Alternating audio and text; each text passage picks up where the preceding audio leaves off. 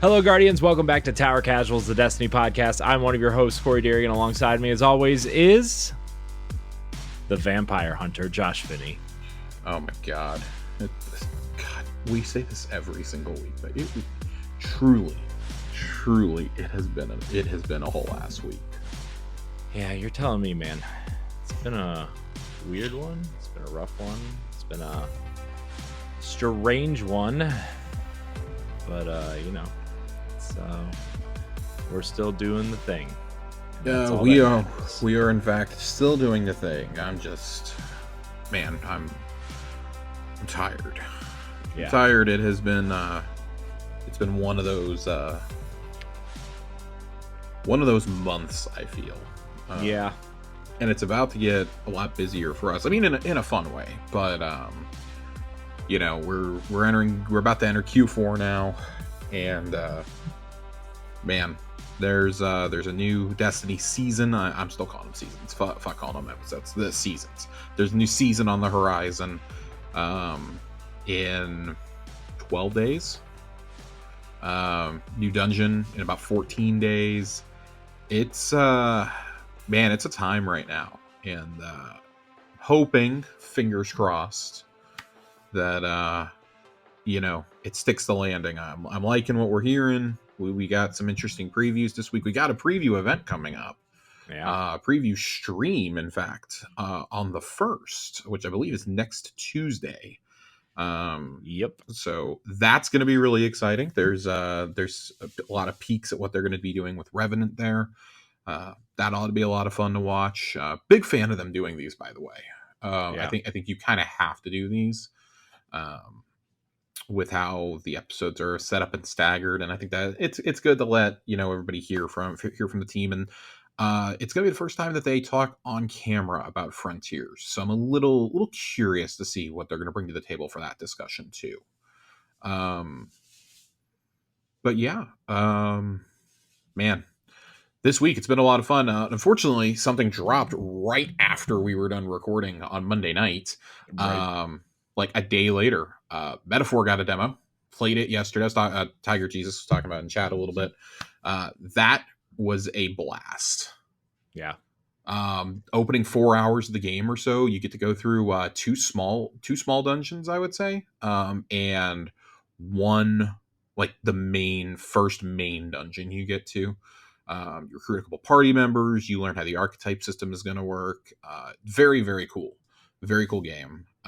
Can't wait to play it. It is the first thing I've played this year since Final Fantasy VII Rebirth where I've gone, yeah, this could be game of the year. Nice.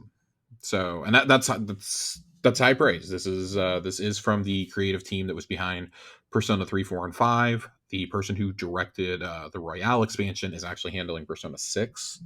So the Atlas sees this as a pillar. So interesting there. What else did we have this week? Just kind of rapid fire. We had a state of play, which was shockingly good. Yeah. I was actually really Ghost of Yote. Yeah. I don't want to say I was like blown away by the state of play. That and Hitman VR really saved it for me.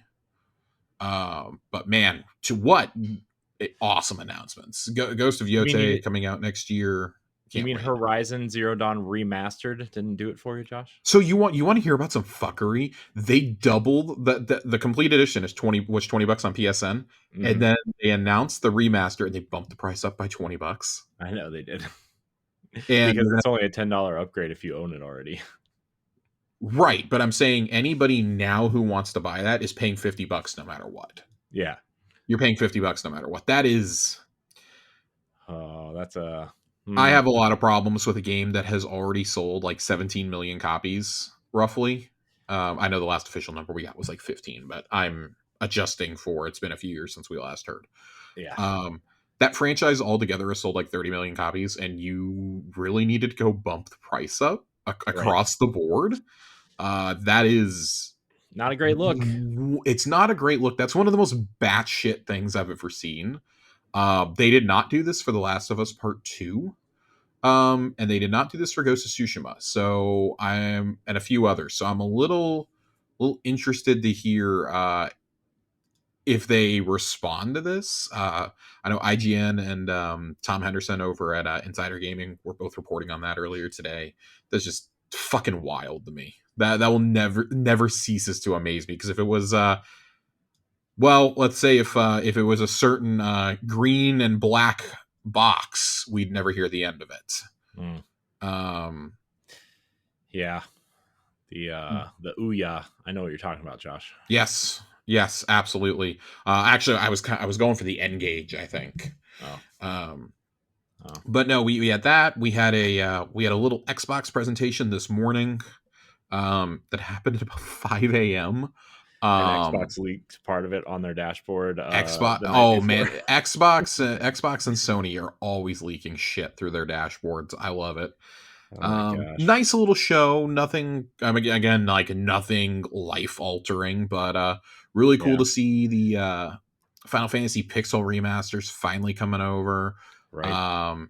The Mana games, which have never come to Xbox, 2 of those came straight to Game Pass today. I thought that was pretty cool. So it's the remake of Trials of Mana, which came to PS4 and Switch already. Yes. Secrets of Mana, is that the remake that came to PS4, or is that the just that weird remaster that they put out? I think it's the remaster. Okay. It's the one that everyone hates. Oh. Yeah. Huh. A lot of people did not like the remaster of this, so. Yeah. Well. Anyways, Trials of Mana though, it's pretty good. Yeah, I think both of those coming over is really cool, and that shows like really the kind of the possibilities are endless for what you can bring over. We got that the StarCraft games are finally coming to Game Pass for PC. Right. Thought that was cool. They are making a big push at TGS this year for Indiana Jones and Doom, which was interesting to me. Yeah, they're both being like completely localized. I see. Yep, they're both being, and I mean that's been a Bethesda initiative for a little while now. Because remember, it was a really big deal about Starfield when they announced that. And then I know they've been doing that with ESO also. So that was really cool to hear. I don't know, just there wasn't a whole lot out of it, I feel. But yeah. Anything else? I mean, it has been a busy week. It has genuinely been a really busy week. We got a new Metal Gear Solid trailer today. Yeah, how about that? God, I am not a big. I'm not the biggest fan of Metal Gear 3, so I don't know how I feel about this one. But I'm really glad for those who like it. Overwatch 2 got a very interesting crossover with My Hero Academia, which those skins are the stuff of nightmares for the most part. They look truly awful. Age of Mythology getting an expansion. A lot of more niche things, I would say. Yeah.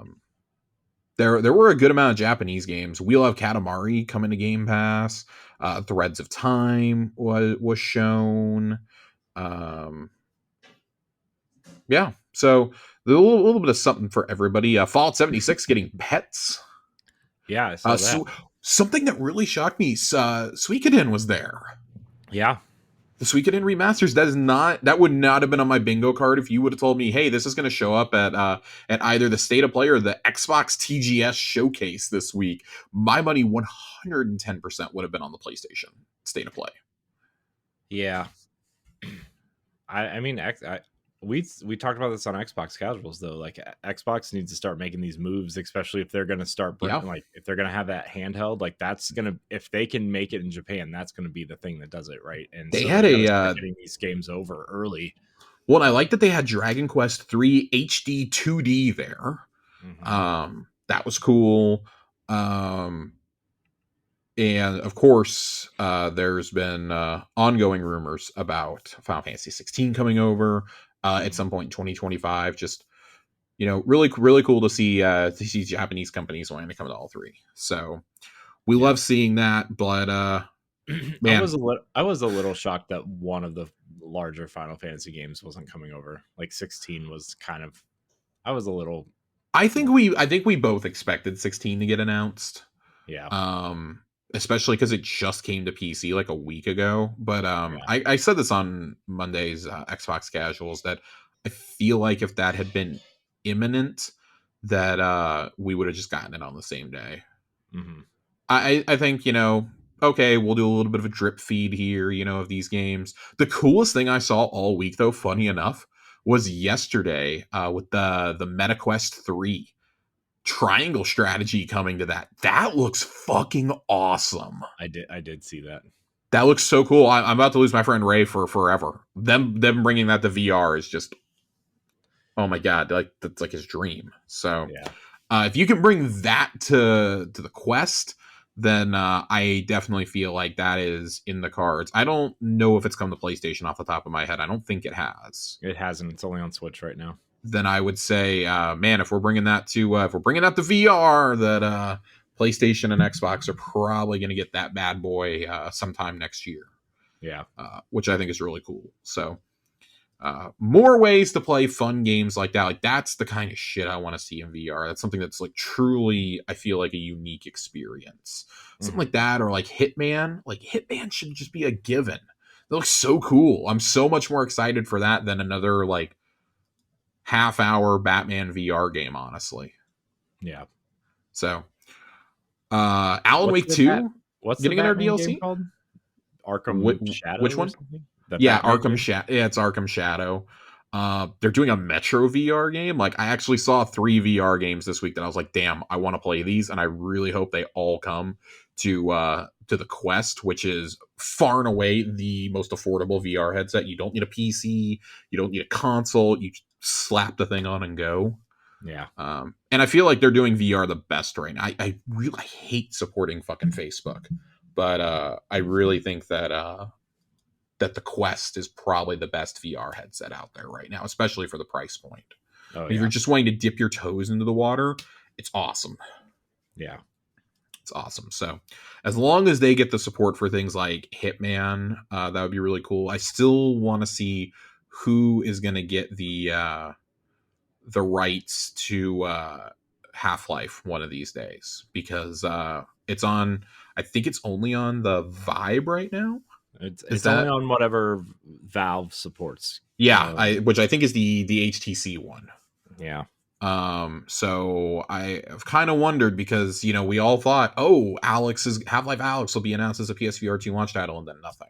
Yeah. So And now, I mean, it seems like PlayStation is really abandoning the VR stuff right now. So, I I mean, was because talking to our friend of the show, Andre, the other day, and we were talking VR and we were talking handheld and stuff, and he was like, "Man, if PlayStation would just make another Vita, if they just make Vita 2, like that thing would sell like hotcakes." And I'm like, "Man, I actually don't know if it would. I think people are really reluctant to buy peripherals from any company that is not Nintendo because they just stop supporting them." Like I, PlayStation has done this for 20 years, going all the way back to the iToy. yeah, I mean, the only way that that thing would sell is if it's just a portable version of their home console, right? I mean, that's what people want now, right? Yeah. I mean, you look at the Switch and the Steam Deck, like that's what people want is they want their libraries with them at all times. So, um, Yeah, they want their libraries with them at all times, and it's funny we were talking about that, and there'll probably be a conversation for Xbox casuals, but just like the idea of like it's going to be a little bit harder for PlayStation to do a portable unit. I think not necessarily like in terms of like specs or anything, but mhm, because we now consider them to be like the pinnacle of like tech in the living room as far as a console goes, mhm. trying to get that audience to understand that you are going to have a downgraded experience on a handheld in order to meet reasonable budget expectations without having to rely totally on remote play or the cloud is going to be a challenge.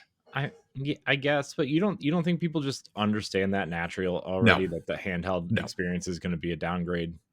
I mean, you look at the battle that's been waged for 4 years about the Series S. No, they don't understand it.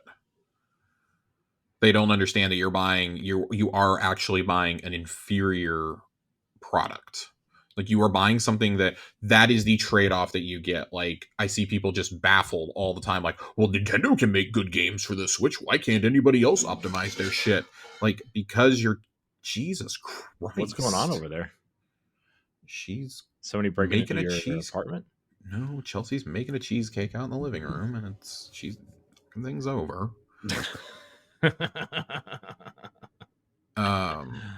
But I hear people all the time be like, like for example, like you look at a game like Control or Resident Evil or something like that, like you have to have the cloud version of it. And just like that, it's the example that I've tried to use when people are like, oh, Destiny 2 should be able to run on the Switch. Like, no, it can't. It literally can't. You will have like a 15 FPS on your screen. That is what you will have. Yeah. You will have a terrible experience playing that. Like, no, it's not going to happen. If it was ever going to happen, it would have to be on a dedicated handheld, like the ROG Ally, or sideloading your Steam Deck are the only like good portable experiences you're going to get with that. And even then, like, I'm not going to do anything other than like story missions and like Vanguard ops. I'm not going to play PvP like that. I tried that once on my phone and it was a disaster. Like, it's not going to happen. So I'm interested to see what everybody does. The next couple of years should be really fun for tech. I hope that Sony supports PSVR because I would love a reason to buy one. That being said, you guys are here for Destiny. We have a lot of Destiny to get to. There's a lot of Destiny this week. Sure do. Holy shit. There are 3 huge things to get through, Josh. Yeah, I'm trying to figure out where I want to start. I guess let's start with the Big Daddy. Let's start with the dev insight on raids and dungeons, because I think this has had the most conversation over the last couple of days. This got posted yesterday. If you're listening to this on Friday, this got posted on Wednesday on the 25th. Oh boy. All right. So new raids.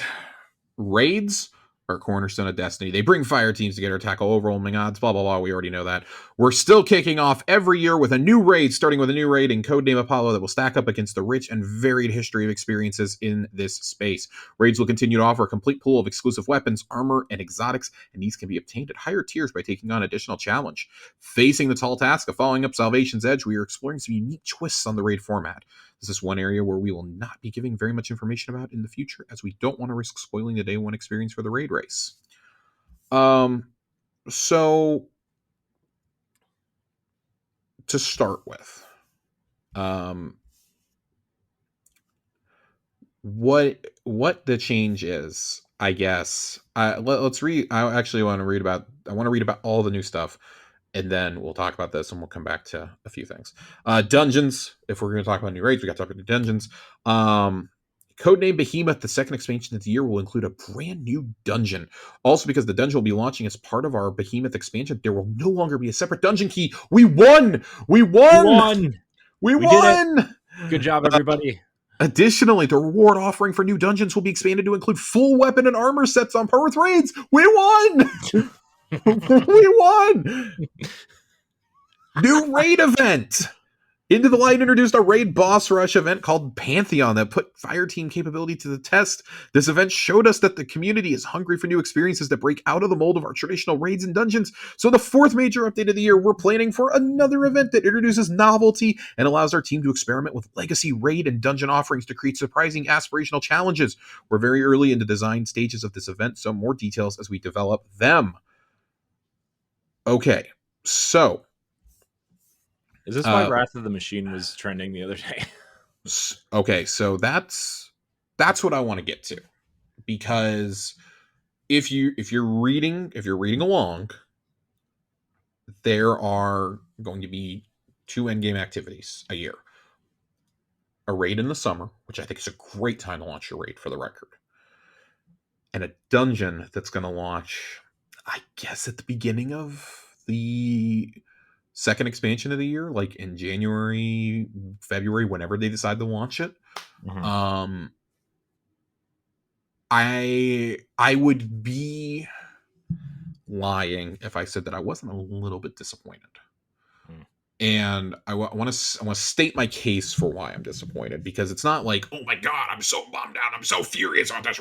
Like I've had some time to think about this over like the last 36 hours, and I still don't love it, because I think that getting the one new raid, getting a reprised raid, and getting 2 dungeons was awesome. Mm. But when you lose 40% of your staff in a 9-month period, things are going to get cut back on. And it kind of makes sense that activities that people are not going to, that the average player, I should say, is not going to repeatedly play, probably we're going to always be first on the chopping block. Mm-hmm. That being said, I really, really wish there was a way to still get a raid and 2 dungeons, for example, because the case I was making for this earlier when I was talking with Joe and Johnny in another Discord was that I think the dungeons are a great experience because it's so much easier to get 2 friends to come play a dungeon with you than to get 6 people together for a raid. When you're talking schedules, when you're talking coordination, the fact that they're introducing contest mode to dungeons going forward, I think is really cool. It's now becoming really clear to me that that's why they're going to do contest mode for dungeons, and why they're introducing that now. Is so that way they're doing more than just like one contest mode a year. However, this does raise some questions for me about, we were getting reprised rates, and there's no mention in here about reprised rates. I want to be really clear on that. There is nothing. The closest that we get is with the raid event that they talk about. The basically whatever the next iteration of Pantheon turns out to be. Experiment with legacy, raid, and dungeon offerings. So I'm going to go ahead and assume that a legacy raid offering means something that is still in the game, such as Last Wish, Garden of Salvation, Vault, maybe things that just aren't being played very much anymore, but are still there. The reason why I'm a little disappointed, like, yes, we're all memeing about Wrath of the Machine. Yes, I would love to see Wrath of the Machine come over. I do think inherently that is a little bit harder to bring over, because at least with the Dreadnought, that was a separate removed space, and we're actually going to be going back there in the story. With Vault, again, separate removed space.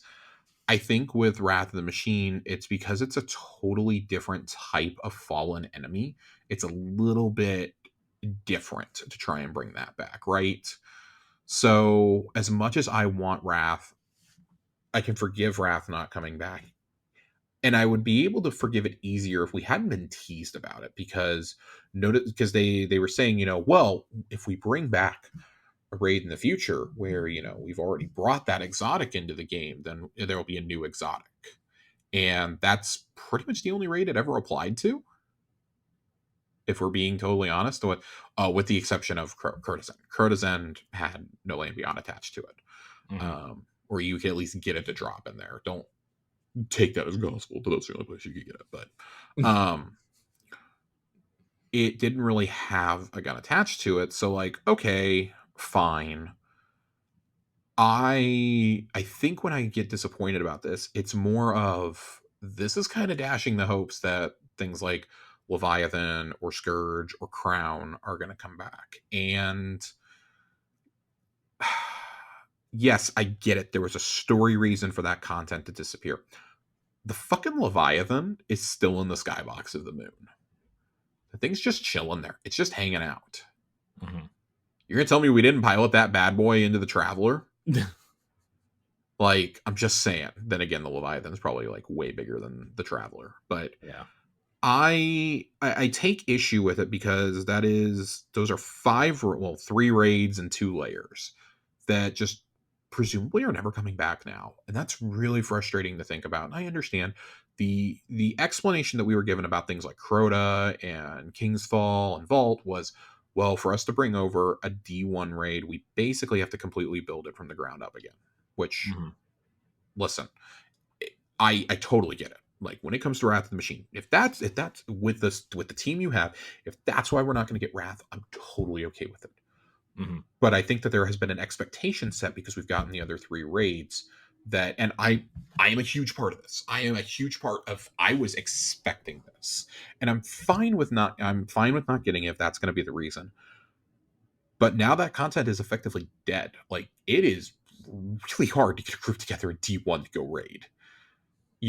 And I'm fine with the areas from D1 not coming over. I'm fine with the strikes not coming over. Like, the game has just evolved so much since then. That is literally one piece of content that I think still should be brought over.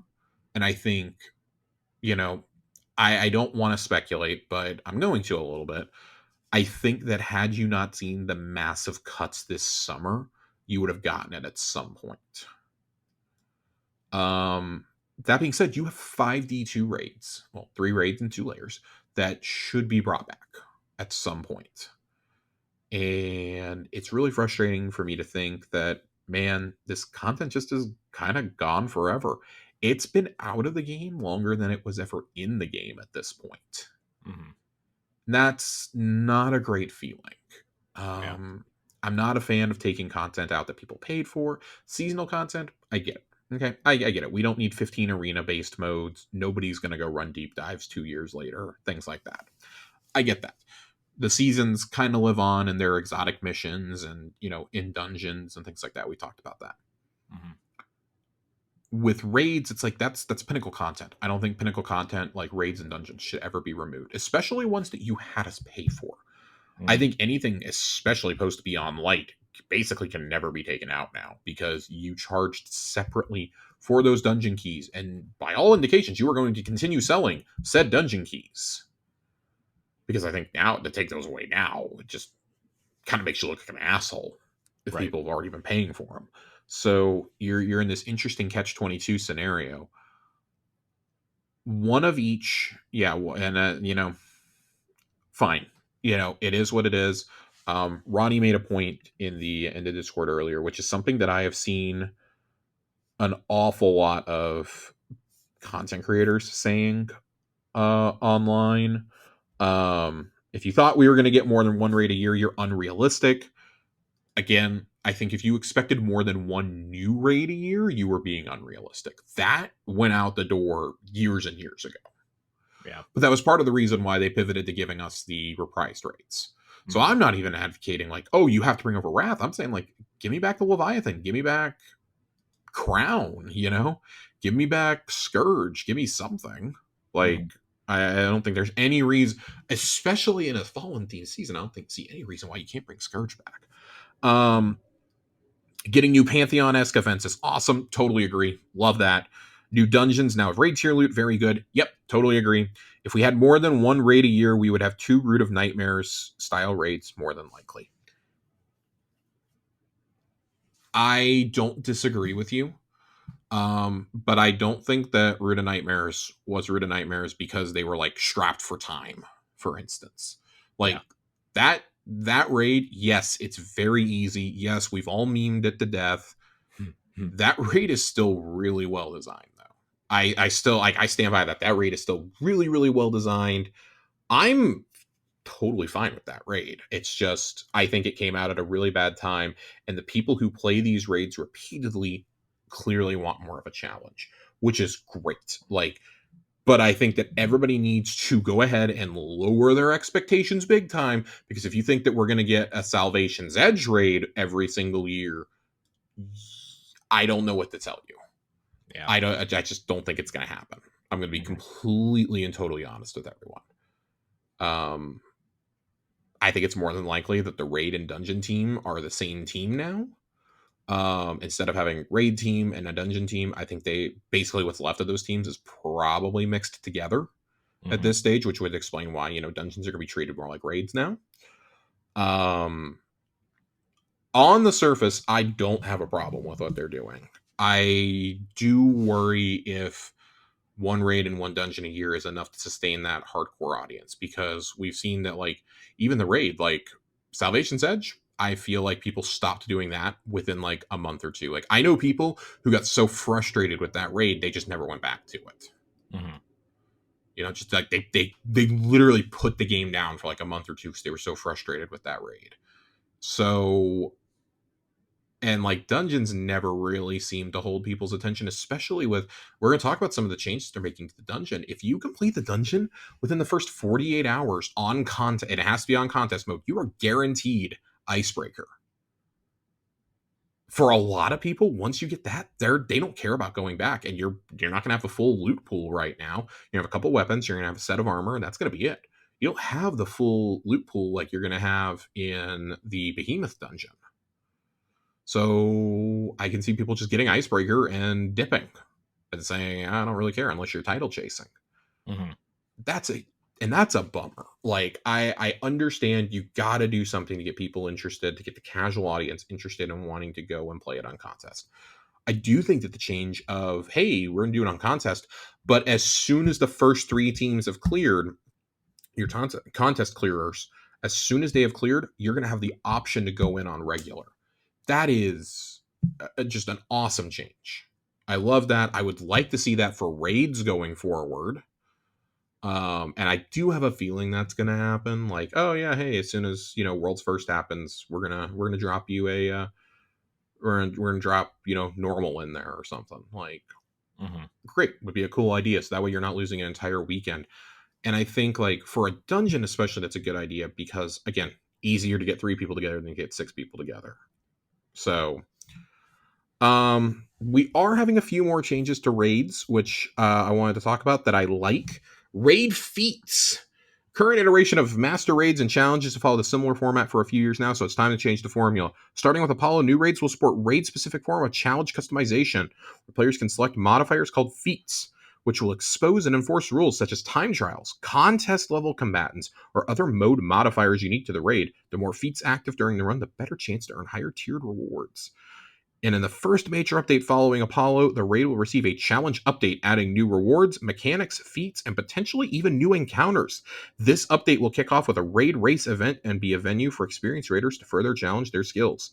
In addition to the highest tiers of the raid rewards being available from these challenges, new and exclusive rewards will be added as well, including new weapons and a catalyst for the raid's exotic weapon. I love this. I love the idea of a raid evolving over time. It gives you incentive to go do it. Again, like seeing things like this added is what's making like not getting a reprised raid sting a little bit less. I don't know. I kind of wish there was like a healthier way to do this. Like, oh, maybe you add this with Behemoth, but I understand why you wouldn't put that out then, because then people are confused on what they need to buy. Yeah. So like, I get it, but yeah, and I think that's something that will bring the people who put it down after a month or 2 back. Yeah, it gives them reason to come play, and that's cool. Like, I like the idea of that. I like that they're already promising that there are going to be new weapons and a catalyst, so it's giving you a reason to go in. I do wonder if that means that you can't get the raid title until that first major update, until 3 months in. I do wonder if that's how that's going to be structured going forward. Maybe. But that's like small potatoes, right? Like, I like all the changes except for the fact that one raid, one dungeon a year. Don't know how I feel about that in principle yet. I think really where you're going to struggle is again the one dungeon, but 3 months into Behemoth, you're going to drop a Pantheon-esque activity.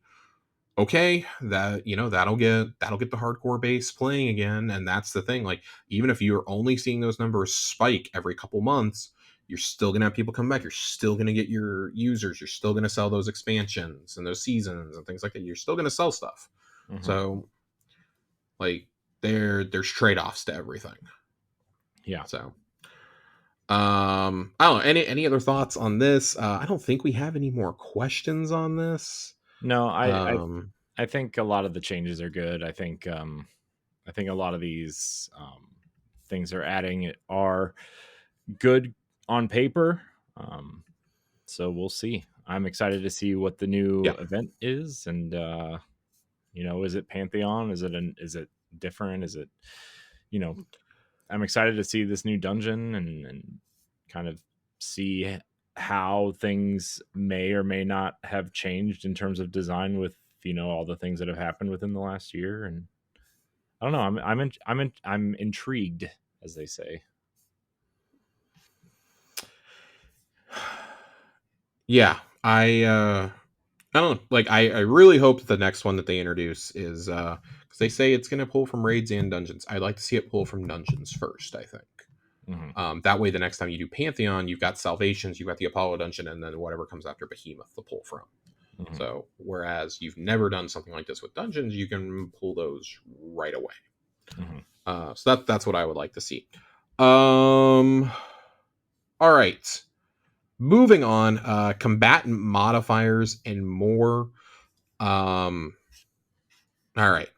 So Banes. We're gonna start with Banes. Um, Known as combat affix modifiers. An enemy unit with a Bane will present a different challenge to players according to which Bane is affecting them. Enemies that spawn with these modifiers appear unpredictably during an activity, so each run will present a different challenge. Two of the Banes that will be releasing in Episode 2 Revenant as we start testing out this system ahead of Frontiers. Meteors and Shock. Meteor's Bane gives combatants the ability to launch solar projectiles that track but can be shot down. Shock will continuously build up a charge that will discharge on a single target within line of sight. Killing a unit with this Bane causes it to spread to others nearby. So the solar projectile reminds me of like the Proving Ground strike, where you have the orbs flying out and chasing you. That's what that kind of reminds me of. Other in development Banes they are working on that are still in development, subject to change. Berserk. Killing combatants with Berserk causes other combatants nearby to enrage. Punchable. Punchable combatants are immune to all ranged damage and damage from status effects until they are hit with a melee attack. This one right here is the one that I've seen a lot of people get upset about, specifically regarding GMs. Because if that one's in a GM, you're gonna have to run out and hit it and hope you don't get one hit punched. I would assume the little clip here shows nothing to the contrary. I would assume that a ranged melee attack, a ranged charged melee, like a throwing knife, for instance, or a throwing hammer, would work on this. If it does, yeah, I think that's a little bit better. I think if you have to actually run up and punch, though, that's where it gets a little dicey. Yeah. I do like the idea of the challenge, but yeah. And then nuclear. Once a unit with nuclear reaches low health, it begins an arming sequence. If the unit is not defeated before the sequence completes, it explodes in a massive fiery shockwave. Ooh. I'm interested in these. I always like the idea of changing up how enemies can attack you. But the most common criticism I saw of Banes was, did you learn nothing from champs? I can't wait for melee whiffing to get me killed. And that, I will say, that is a realistic concern for me. I can't tell you how many times I've had a melee whiff on me. The tracking on melees is pretty rough. And I can tell you right now, the first time that I miss a punchable champ or a punchable enemy, because they aren't going to be champs. Champs will not have these Banes asphyxiated to them, thank God. I will throw my controller. Yeah. Enemy modifiers are going to be used to change base aspects of all enemies in an activity. Adjust strategy to account for an active enemy modifier, or you may end up flat-footed when something unexpected happens. For example, under certain enemy modifier shipping in Revenant, some enemies may have copied some tricks about booby trapping their drops from a famous Scorn Baron. So, love that. And then combat modifiers. Mods aren't just about changing enemies, they can affect players too. Surge mods are a classic modifier type that's been used for years in Destiny ritual activities. We've come to realize too many forceful build crafting modifiers can become barriers for players. So we've been working to create new modifiers that are more accepting of varied strategies and builds. More to come. Champs still exist in the near future for modifiers, but they will not have any Banes. In Revenant, so this is a question that's here. Can Bane stack on an enemy? In Revenant, only one Bane can be present on an enemy at a time. That tells me they're definitely experimenting with having multiples on. And I would guarantee you're going to see these in raid races. I would actually be floored if you did not have Meteor and Shock in the new dungeon on contest mode. I'd be absolutely floored. Are you replacing all old modifiers with these new ones? No, we are trying to strike a balance of keeping the best of the old modifiers that work well with the new ones, but these new modifiers raise the bar enough that we will most likely start to retire the older ones over time. fine. Some of these have been around since D1. It's time. It's time Yeah. to move on. I'm okay with it. Again, anything that keeps the game feeling fresh and feeling like we're updating things and we're moving into a new era is a good thing. Yep. So, really not a whole lot to say about these. I think these are awesome. I think it's a great idea. I'm just a little concerned about that melee one. Little concerned about that, but I think the other four sound really interesting.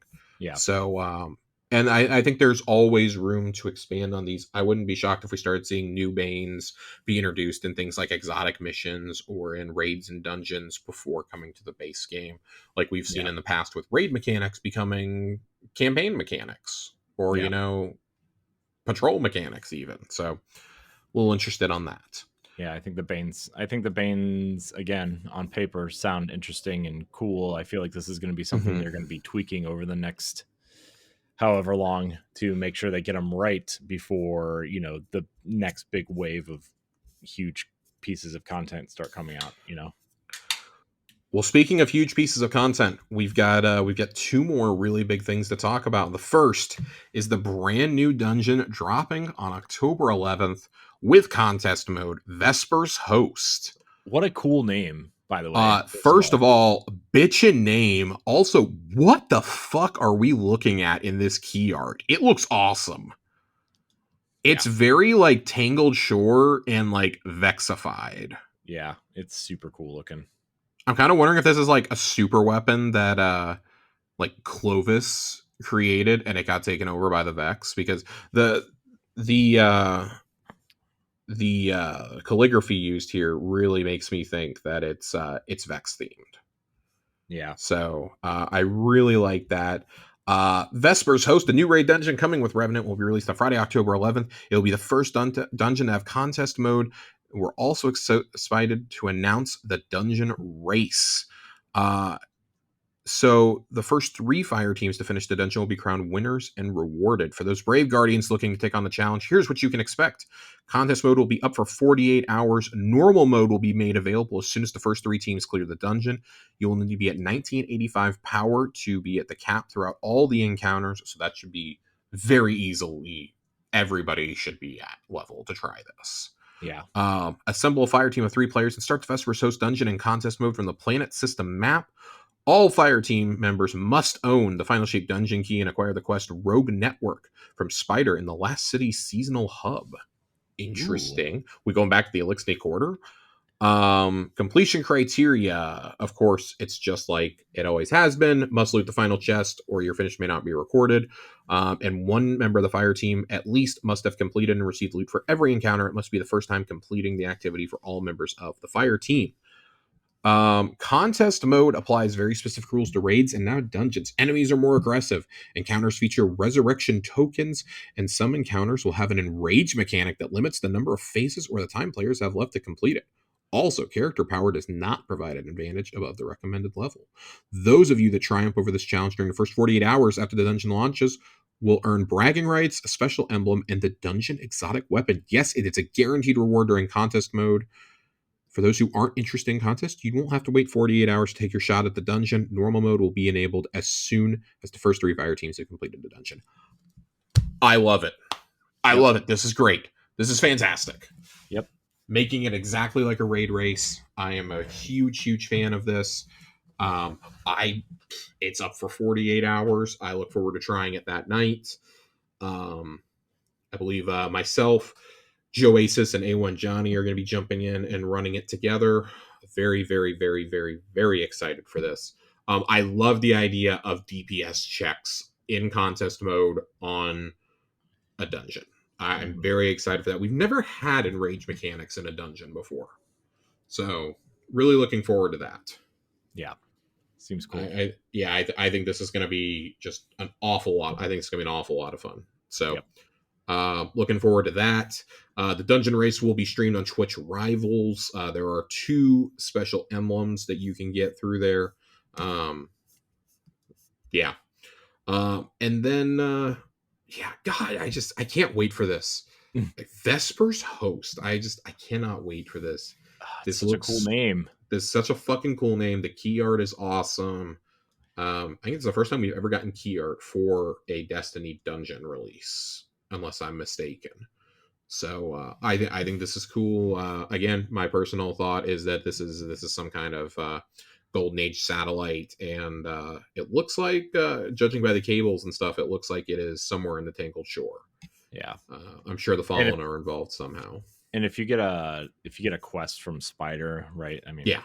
that seems I mean, he could be sending us there to go raid the treasures. You never know. So sure. it could be Vex themed. It could be Fallen themed. I think Vex or Fallen are like kind of the only two it could be at this point. I expect the Dread to show up at some point, just because they need to. We rushed to get them into the game, and haven't really seen them since. We've seen them bare minimally since. So Right. The Revenant Act 1 developer live stream. Of course, we talked about that earlier. October 1st at 10 a.m. Pacific. Share a detailed look at everything coming in the first act of Revenant, along with an early chat detailing some of the upcoming changes that will arrive with Frontiers. This emblem is awesome. I hope that I actually get it this time, because I almost never get the Bungie drops, which is a bummer. And oh boy, we have a huge PvP update here. This is basically the rest of the TWAB. Is a gigantic PvP update for Revenant. I brought a drink. I brought a beverage, so A we can kind of, beverage. yeah. I brought a beverage. We can just kind of fly through this. Josh, there's Um, charts. oh god, there's charts. There's numbers. Charts. There's lines. There's itty bitty words on these things that can't read them from this far away.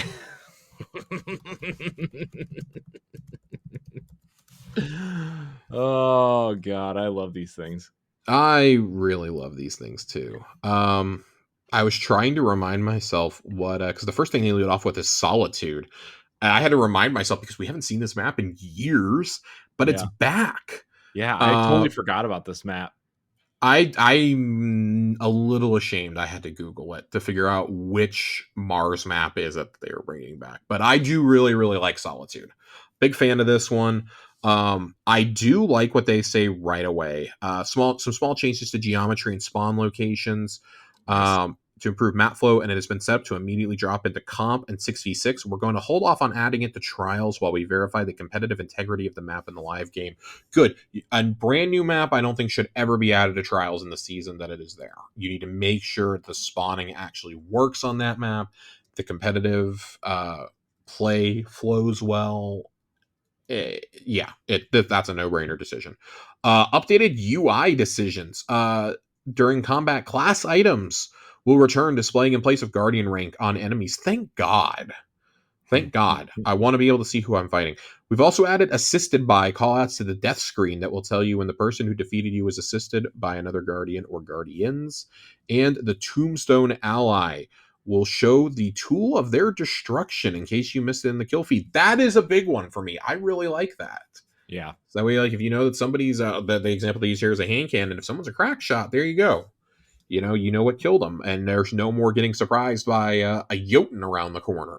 It's happened to me more than a couple times in my Destiny career. Updating the mercy rules. We've done a pass over the mercy rules for 6v6. Moving forward, we've extended the window within which a game can mercy and close the gap between disabling join in progress and enabling a mercy. So join in progress will only be disabled if a mercy is imminent. Due to the increased window, we expect the number of games that end in mercies to increase, but as soon as we have enough data, we will tune the mercy trigger limits for the corresponding game modes as needed. I'm fine with this. I don't know anybody who's going to sit here and complain about the mercy window, but big fan. Someone will. Yeah, because I mean they note here about how mercies can often bypass that window and play to full completion, and it just doesn't feel good when you're at when you lose a match like 125 to 42 or something. Yeah. It just never feels good. Yeah. When things spiral out of control.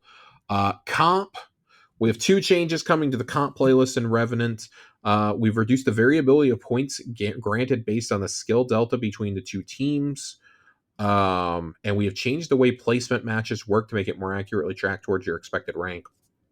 A fan of both of those. Those are both pretty small challenges, but should affect the overall health of that playlist. God, there's a whole thing about lobby balancing here. Jesus Christ. That's In always good to update hear. 8.0.5, we'd plan to ship a new variant of Snake Draft designed to improve upon some of the issues caused in the base version, but we ran into a bug where in some abnormal situations, fire teams could end up split between the teams. So we had to disable that system while we got a fix in place. The situation did give us an opportunity to test out a new lobby rank averaging system that was originally intended to be a fallback for Snake Draft should it ever not be able to effectively make a match. Lobby rank averaging works much the same as average skill, except we rank the players in the lobby from best to worst, so 1 through 6 for 3v3 or 1 through 12 for 6v6, and then balance the teams based on each player's rank within the lobby instead of their exact values. This allows us to still generally balance the lobby, but makes it highly unlikely the best player in the lobby will end up with more than the fair share of lower skilled players in order to drag down the actual skill average. Under this system, most matches end up with skill allocations like we would expect from Snake Draft. While there are fewer ways the players can be balanced while achieving the same average on each team compared to average skill, we still experience some situations where the top 3 players can be placed on the same team alongside the bottom 3 players, and can create an odd team dynamic where the critical mass of highly skilled players on one team rolls over the opposite team composed mostly of the average players. All told, this makes 4 different variants of lobby balancing we've tested in the live game. Now we believe we have corrected the issue in our improved Snake Draft. We'll be rolling it out as our 5th. TLDR, lobby rank average, which was active from 8.0.5 onward, didn't always work well for solo games, so it worked better than base Snake Draft for fire teams. We have fixed an issue in the newest variation of Snake Draft that could lead to pre-made fire teams being split up, and we'll be re-rolling it in 8.1. While we have our improved Snake Draft, will be the primary lobby balancer, entering Revenant. Lobby rank average will be the fallback. Cool.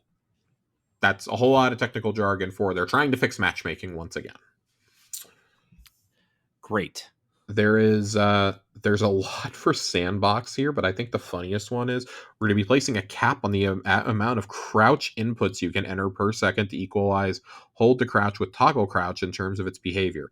This limit is something that can be tuned, and because a tactical crouch or two during an engagement is an expression of skill and not something we want to discourage, we verified in our playtesting that our first pass was set so that it would be difficult to tell a limit existed if you were crouching at normal cadence. Our goal is to reduce the amount of untargeted crouch spamming done either manually or via macros encountered while playing Crucible.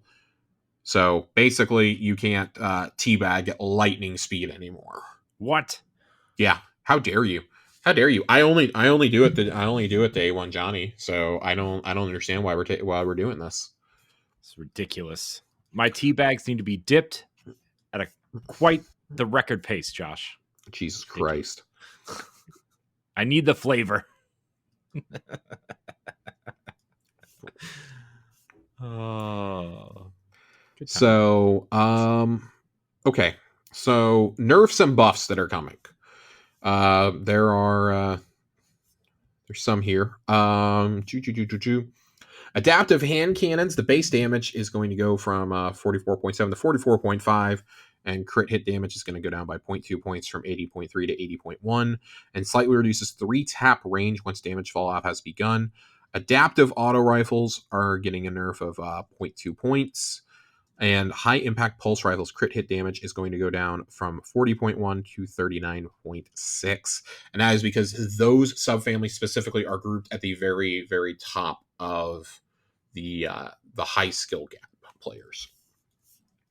Buffs. Adaptive SMGs base damage is going to go up from 10.9 to 11.5 to decrease the body shot time to kill. Precision auto rifles base damage is going to go up by 0.4 points from 19 to 19.4, and crit damage 33.6 to 33.95. Reduced the nerf they received in Into the Light by 50%. High impact autos are going to go up by a full point from 22 to 23, and crit damage similarly 40.1 to 41.4. Slightly increases the forgiveness and range after damage fall off on those high impact autos. Precision hand cannons are going to see a huge jump in base damage from 40.4 to 45.3, and crit hit damage from 70.25 to 70.2 to decrease the body shot time to kill. Heavy burst hand cannons are going to go up by 0.2 points, and the crit hit damage will go up by 3.2 from 49.6 to 52.8.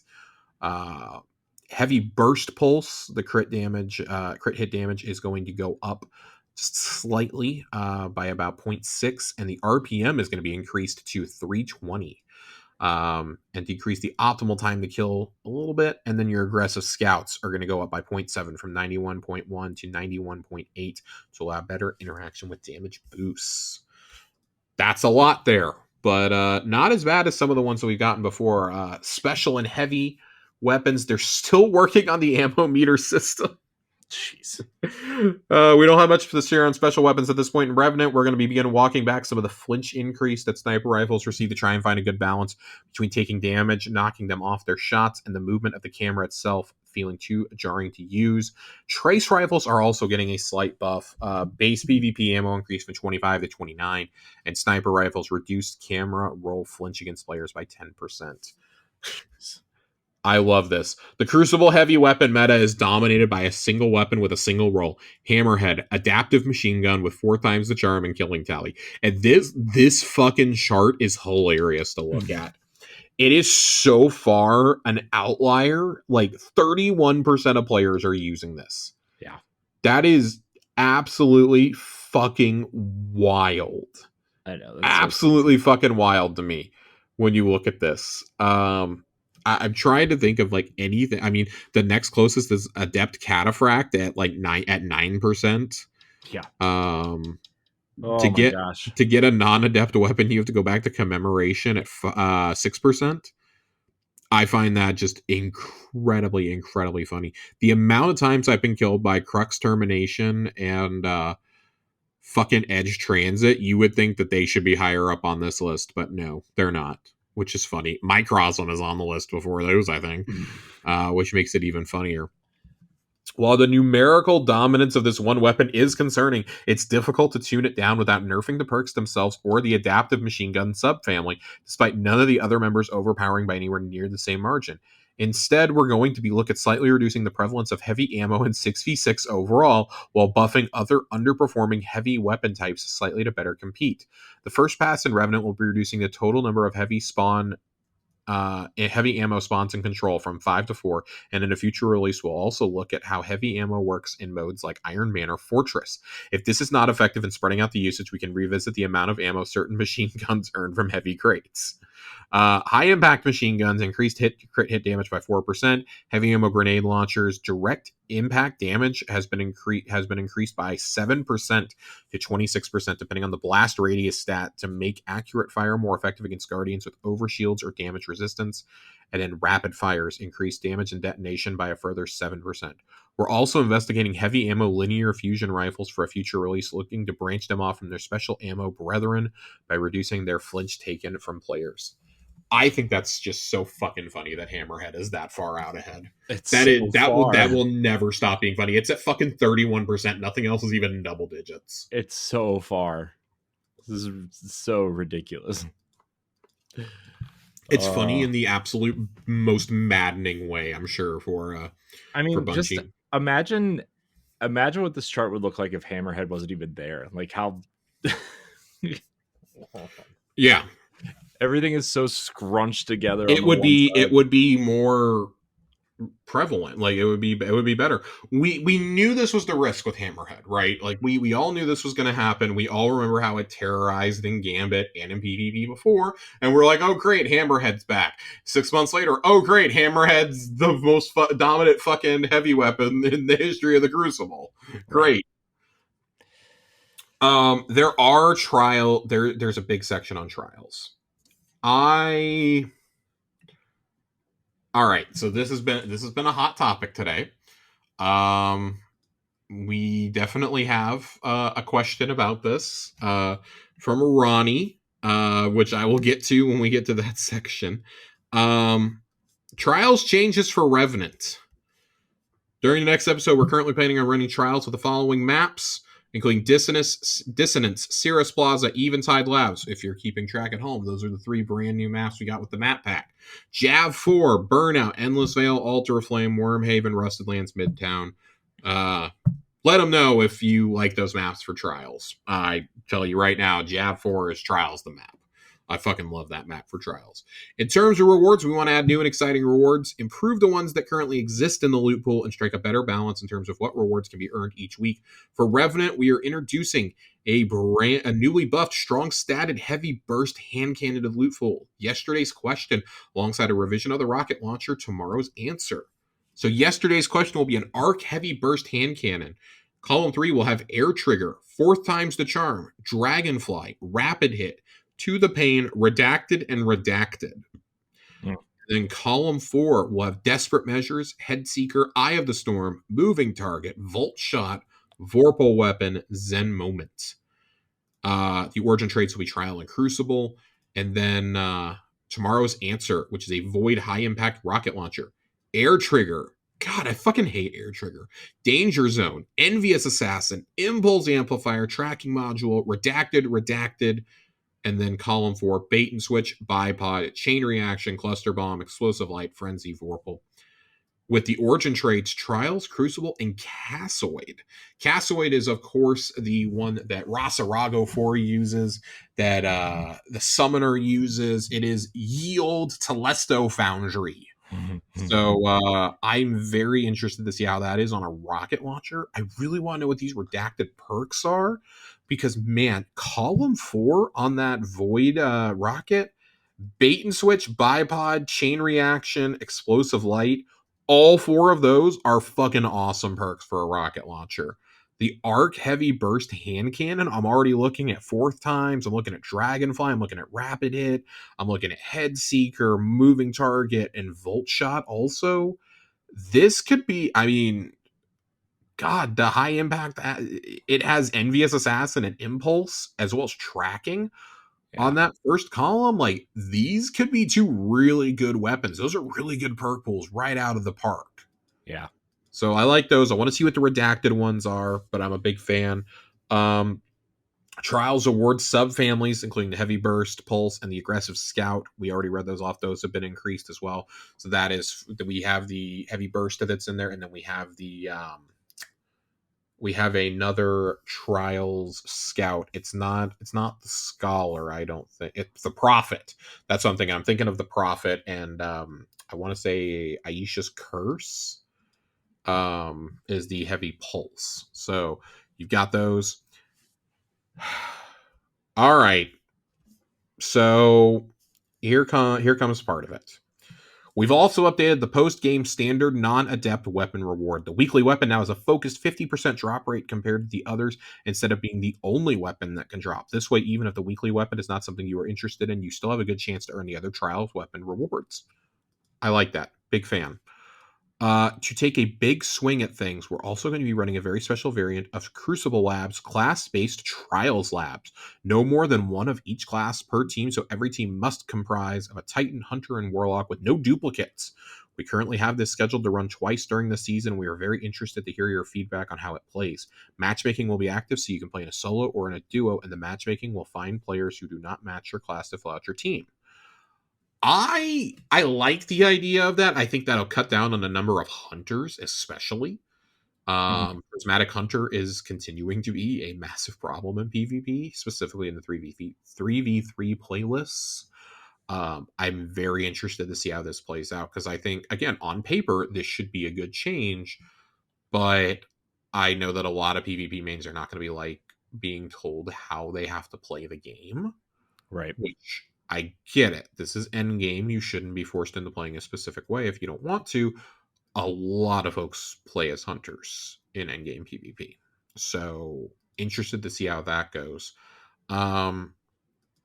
And then a couple of additional changes that are currently being tested, and they hope to release sometime during Revenant, increasing Osirian Cypher's cap and allowing them to have a chance to drop as a post-win reward on 7-win cards, and reducing the stratification of Fireteam matchmaking to allow duos to match trios more often, with the goal of providing loss forgiveness for any solo that gets brought in to fill out the game alongside the duo if they complete the match.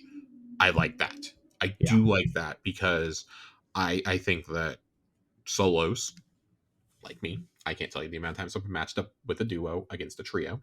It kind of sucks. You're the one person who can't communicate that's on the team. So I do like the idea of that for sure. The future Trials changes, however, is the place that has people buzzing the most, and not in a great way. Other things they are aiming to do with the big Trials rework for Heresy. Add new aesthetic rewards to Trials, including a new armor set for each class, new ship, sparrow, ghost, and exclusive emblem. This is one of the things I was really bummed out about when we got the final shape, is there was no new Trials armor. And by the time we get this, it will have been 2 years since the last Trials armor dropped. That's kind of wild to me in your, basically in your endgame PvP mode. Yeah, this reminds me of when we went so long without the new Iron Banner. Iron Banner was basically 2 years too. Yeah. I know. Yeah. We're absolutely fucking ludicrous.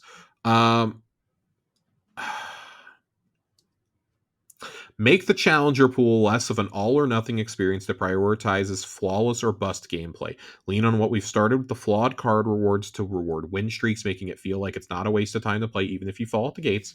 I like that. I cannot tell you the amount of times we've gotten to like 6 wins and just cannot get over the hump. I do like that idea. I think that adding better rewards, such as adding the chance for an extra engram to drop if you're playing in a trio, for instance. I think that was a good first start. Changing it to where the only weapon that will drop isn't just the weekly weapon. You have a 50% chance for that, 50% chance for something else. I really like that. As someone who really, really struggled to get Cataphract in his inventory for the longest time, I like that change. Mm-hmm. Big fan of that change. We want to improve the story of the flawless set of aesthetic rewards so that the high skill players can flex appropriately. Seeing a player with a specific armor glow or a new Trials emblem should mean something special, not just be a generic trophy. Agreed. This is my biggest problem with Trials, I think, is the issue is they've put so many weapons into Trials that are just baller, that you need, like that are the best even for casual Crucible players or even in PvE. We have seen this going all the way back to Mountaintop Recluse. We've seen this going back to Luna's Howl and Not Forgotten. Like that whole Forsaken year, we saw this. And we've continued to see it since, except this time, this time it's in Trials. We have seen that in Trials time and time again. Summoner, Shayura's Wrath. We all remember Immortal completely terrorizing us last year. We've gone through this with a few other weapons from there. Cataphract is the second most used heavy in the Crucible. Adept Cataphract is, and it was by far and away the best heavy GL you could be using during Into the Light. Like it's not even a fucking question. Like it was to the point in those end game Pantheon runs where you either had to have that or you had the God Roll Edge Transit to even come remotely close to the damage you could do with 6 Cataphracts. Mm-hmm. That's crazy to me. But like I get it. I get why you have to have good rewards, because that entices people to come play Trials. That gets the casuals in, which leads me to this next point. And this is the one where I think a lot of folks have taken issue with, and I kind of have myself, honestly. However, for Trials to succeed, there needs to also be something for everyone. We want to bring additional players into Trials by offering an alternative experience more like Iron Banner in terms of the loot chase, but for 3v3. The focus here is on making it rewarding to play and not necessarily reliant almost entirely on wins to attract players who would otherwise avoid the current iteration of Trials entirely because of the perceived high-stakes nature. How do I say this delicately? You're not. Just get it out. Just say how you really feel. Not everything needs to be accessible to everybody. There needs to be an endgame PvP mode. And I would argue that Trials has always been seen as that pinnacle one, because Comp sure as fuck is not seen as that. Comp we talked about it ad nauseum. Comp has no rewards. Comp gets one weapon every 3 months. It's probably going to go down to one weapon every 6 months going forward. Yeah. Like, who knows how that's going to work? I'm sure I'm misremembering something. I'm sure it's going to be every 3 months. But the point remains, it doesn't have a very robust loot pool. It has an emblem and a transmat effect to get every season. Oh boy. Yep. My problem with this is I think you've already started doing this. You've made it easier to get trials engrams. You've made it easier to get the weapons. I'm sorry, if you want to get that stuff, you need to go work for it. I do not think adept weapons should be handed out. Yeah. I have a real problem with, and obviously it's not being said here, but I would have a problem with if you could just stroll in and get an adept weapon for playing X amount of matches. I Hmm. think this is going to encourage people going in and not trying, and just, remember when people used to just jump off the cliff to get trials rep and get trials engrams? Like, I kind of feel like that's where we're headed with this. Yeah. I don't like this because I think there has to be some kind of end game PvP reward, or chase or something like that. Like, the armor is no longer exclusive. Like, I don't think an armor glow and a special emblem are going to keep people coming back and wanting to go flawless every week, right? Yeah. Trials has always really struggled in D2, and people go, oh, Destiny 1 did Trials so much better. It's because it was the comp playlist in Destiny 1. It Hmm. was competitive. Crucible was a lot more casual back then. Yeah. And I feel like a lot more care was being put into Crucible. Like, Crucible's been neglected for so long, it's not even funny. Like, we were saying this about Frontiers, I think it was last week or the week before, and we were like, there is fuck all in here about PvP content. And it's kind of how I feel right now. Like, oh boy, we're making Trials for everyone. If Trials is for everyone, it's for nobody. Like, I'm just going to be completely honest with you. And I understand that there are going to be some who are going to be like, well, they've made dungeons and raids more accessible. Yeah, and we've seen how people felt. Look at how the endgame PvE crowd felt about things like Pantheon. How we're feeling about there being contest mode for dungeons now. Contest combatant modifier is going to be a thing going forward in Apollo that you can put on anytime. I've been begging for that for years now. I'm so excited to see these challenges come in. That is lots of replayability for people who love endgame PvE. Endgame PvP deserves that same kind of love. Yep. But if you're gonna do that, you want to know the experience that you make accessible to everyone? Fucking Iron Banner. Fucking Iron Banner is supposed to be the one that's accessible to everyone. Yep. We do not need. They made it a point to say that at one point, right? I mean, yes. From the beginning, the beginning of fucking Destiny 1, it was an endgame pursuit for PvP. And then when they introduced Trials, they were like, hey, Iron Banner is kind of a way for you, if you don't raid, to go in and get pinnacle gear. Yeah. Trials is for like the best of the best. Mm-hmm. Trials needs to be for the best of the best. But I do think that you run this interesting gauntlet of, you have to make Trials rewarding for those people to play. But if you're going to have a loot pool of like 8 weapons at any given time, plus the legacy weapons, guess what? People got to be able to get those weapons, because you know what? It's not. I saw somebody trying to draw the equivalence to Grandmaster Nightfalls. It is nowhere near the same thing. You can go do a regular ass Nightfall, or you can go do a hero Nightfall or a step up and still get those Nightfall weapons. Yeah. You can't do that in any playlist for PvP other than Trials. So you run this interesting dynamic of, you have to have rewards to get players in there. And I do understand, like, you're trying to get the Trials population up. Like, the Trials population is so bad in this game right now. Mm-hmm. It's been abysmal for like a month and a half. It's been bad, and I think part of that is the length of an episode. But the other part of it is just like, it's just not fun to play. Like, Trials is just not in a good place. Mm-mm. Straight up. Yeah.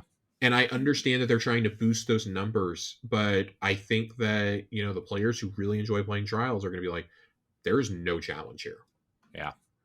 Or it's going to be, oh, I only get matched with the sweats, this and that. Like, that's how the casual people feel, like myself. Oh my God, everyone I go up against is a sweat lord in any mode that I play at this point, because there is no dedicated competitive mode that is good in this game. There's no comp 6v6. There's only comp 3v3. And, I was talking to Dealer about this. God, we must have been talking about this back in like the first Iron Banner that they did of Final Shape. And he was like, man, I just really want to play Iron Banner without having to like try. essentially. Like, I just want to play in lobbies with my friends who maybe aren't as good as me and not have to barely eke out like a 1.2 a match or Mm-hmm. something like that. And I feel that on such a personal level because that's how I feel in my lobbies. And my lobbies are way easier. So like I get it.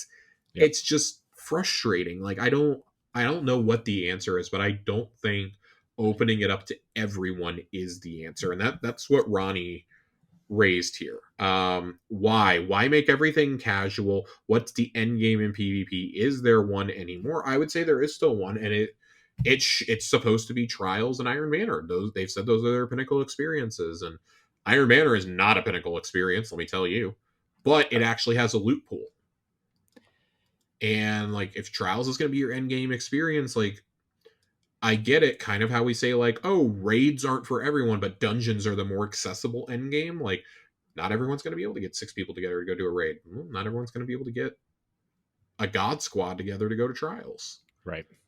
So I think that's the devil's advocate that I would play is we restrict weapons to dungeons and raids, but we only throw a fit when they're restricted in Trials. Right. So I like the idea of being able to get Trials weapons, but Trials does need to be more. I mean, I'm kind of at the point where I think the Trials armor should be something that you only get if you're getting on those 7 win cards. I think that would add some prestige to it. That used to be something you could only get the armor by doing that, or by winning it during the week by getting 3, 5, or 7 wins. That's how it used to be. There were 3 different rewards a week, and I'd kind of like to see that go back. Maybe you give out artifice armor for people who get to the lighthouse. I don't know. Like, you gotta have some kind of challenge there, because if it is something that is for everybody, it's for nobody. Yeah. It's the same thing I've come to feel about Root of Nightmares. Is like, Root of Nightmares is like a great introductory experience to endgame raiding, as far as I'm concerned. I kind of feel like that's how Iron Banner is supposed to be. Like, oh, you kind of dip your toes in Iron Banner, then you go, fuck around in the comp playlist, and then you decide you want to go do Trials. Like, Trials should be difficult. It should be a challenge. That is where the best players should be at. And also, like, can we stop getting rid of Trials on Iron Banner weekends? There's no reason to do that. I really don't think there's a reason to do that. It was a nice idea, but it's not. Yeah. I think it gets people out of the cadence when you do that, in my opinion. Yeah.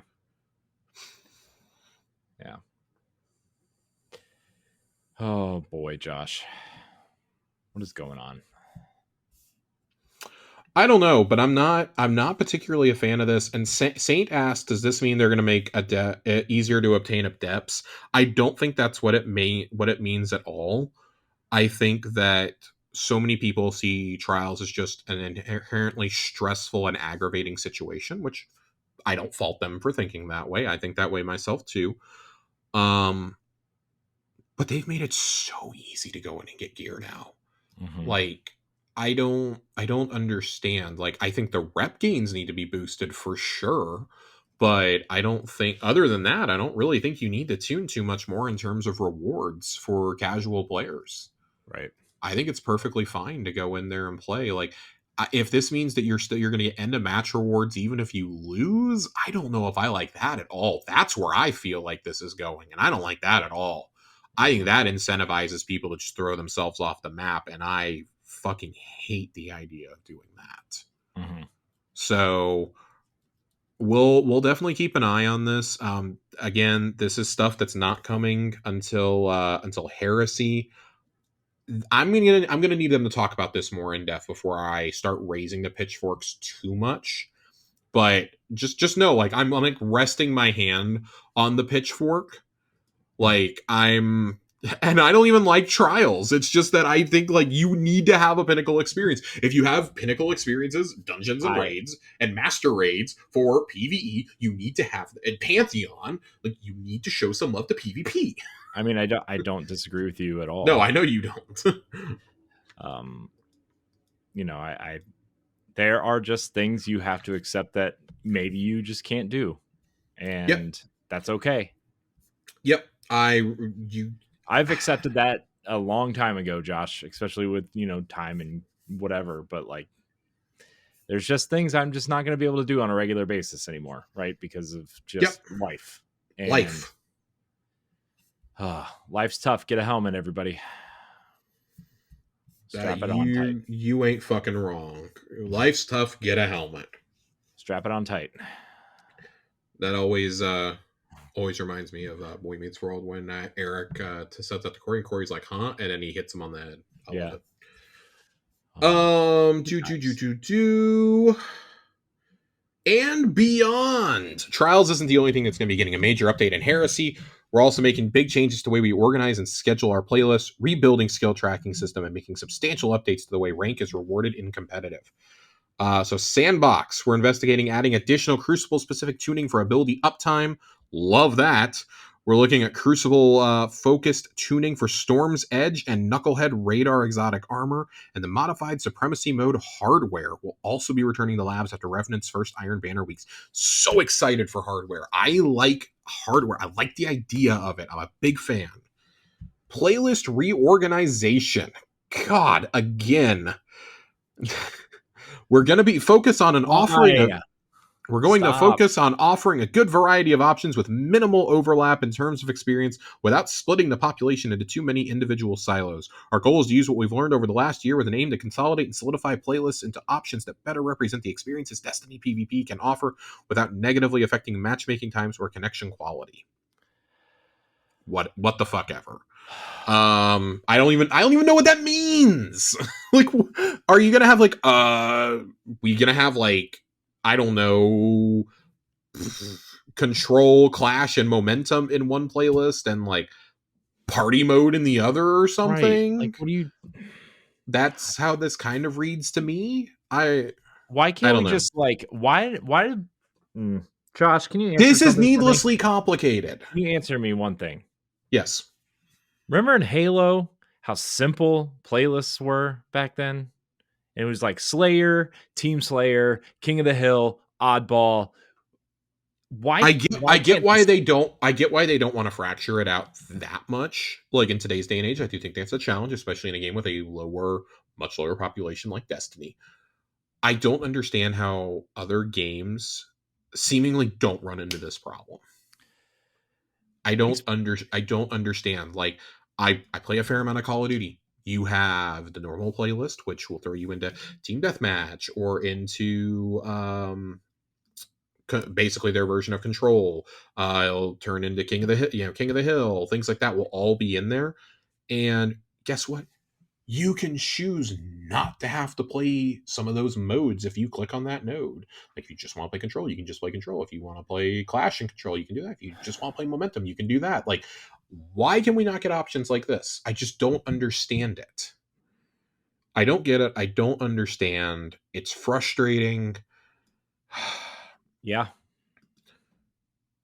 you are And not kidding. then Iron Banner. We're planning to offer a more relaxed variant of Iron Banner with minimal matchmaking stratification and a focus on the less serious game modes like Fortress, Eruption, and an improved version of Tribute. We want to improve the Iron Banner experience, especially for casual and mixed skill fire teams, so we're investigating better sorting fire teams based on the skill variance present within them, and rewarding fire teams better in general to incentivize grouping up like we've been doing in Trials. I like rewarding fire teams to incentivize you grouping up. How much more casual does Iron Banner like need to get, in my opinion? Like, I don't think that Fortress, Eruption, and Tribute are making it less competitive. Iron Banner Mayhem would be more casual. Iron Banner Momentum would be more casual.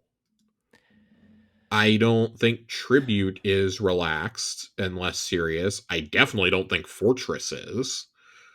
I just murdered myself in Fortress 2 weeks ago. I don't understand that. Like Iron Banner also needs an overhaul.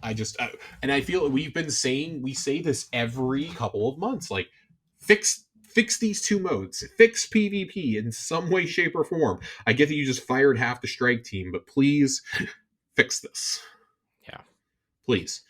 I I know just that I don't I know that Crucible is on life support right now. At least it hasn't gone the way of Gambit yet, but man, I don't it feels so bad that so many of the Crucible people who are like dedicated to building a great PvP experience either got fired or went to Marathon. And I know there are still people there who care about PvP, but they are fighting a losing battle right now. yeah. Yeah. I don't know, man. I don't, and I know, like, gosh, Bungie is such a long way from the Halo days at this point, to where most of the team is just It's not even not the even same the same studio at this studio, point. but like Yeah. with a with a studio that has such a legacy of multiplayer, like, and maybe it was not intended that their multiplayer was great, but like, I don't understand why, like, the PvP is still like just Dog shit. second. It's just a second thought at this point. It's just like, it's It's been there. I hot take. It has been an afterthought ever since Beyond Light came out.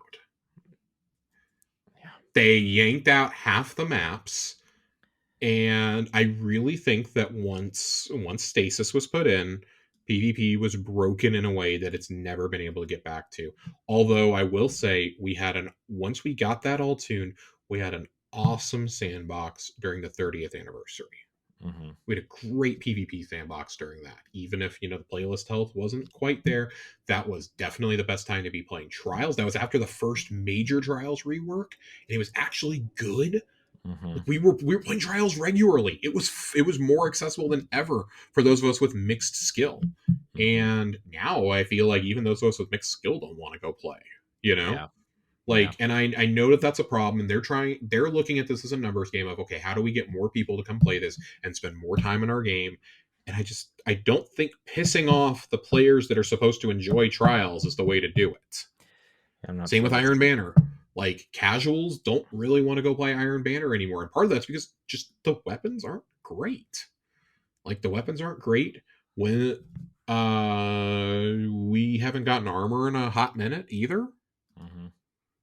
For it. And I think we get it like once a year at this point, which is fine. But the last set we got was the Iron Banner D1 set. Yep. Isn't that still the set? That's still the I set. truthfully don't remember, and that's why I'm like hesitating going in I don't. too hard on that specific topic, Yeah. because I can't tell you the last time I cared about a piece of Iron Banner armor. I don't remember, because they added all the legacy stuff Yeah. too that you Yep. can. Yep. And I just don't remember which set is Which which at this point. admittedly is that is a great idea for the health Sure. of your Yeah. playlist. As long as I you're adding stuff, right? I love the opportunity to get old shaders and cosmetics and things like that. Big fan of it. I would argue there need to be more cosmetics in these playlists, though. Like, I've been saying this for, you guys know, I've been saying this for forever. Add some special transmat effects. Add an emblem that evolves over time. The more that you go flawless, I think a different Trials emblem every season would be something that would get people in there. Transmat effect that evolves similar to the comp playlist. Give me some special Give me some special Trials ornaments for exotic weapons that you get out of that final chest if you go flawless. Right. Give me some of that. I truly think, like, if you did that, that would get people into that playlist. That would get people playing more, because, oh my god, I really want to go flawless because I want to get this. Now, it'll lead to a lot of complaining, sure, but hey, maybe you make it to where the only way to get this for like the first 3, 4, I don't know, I can't say seasons anymore, but for the first year that it's available, the only way to get it is out of the flawless chest, and then after that, you have a 10% chance of it dropping from a Trials victory. Right. I don't know. Like, you could do something like that. Make the armor exclusive to flawless chests for the first year, and then make it available to everyone else. That way, if people see you wearing it, they know that you're a big shot. Right. Like, there are certain things you can do here without having to focus everything around, fuck, I gotta go grind out for the Trials weapons. Like, yeah, go play a few matches, get yourself some Ingrams, and be able to get the weapons. Mm-hmm. I honestly think if you just made it to where you could go that people could go buy a roll of the weapon after a few matches, that they'd be happy. Yeah. Get it in their loot pool at least. Like, hand out the Engrams a little bit more. Like, on loss, have a chance to give one. On a win, guarantee an Engram. Yep. Like, and like make it like the legacy ones. Like, oh, it's not in your loot pool. It's gonna cost you 5 Engrams to buy that weapon and get it into your loot pool, or you can go fucking play it like everyone else. Right. You have 2 choices. Like, you want more rolls of it, guess what, you're gonna have to go earn them. You can buy one here, you can keep grinding out those Engrams, but at that point you might as well just play the game mode. Right. We have one other change that they want to do, and that's the skill system.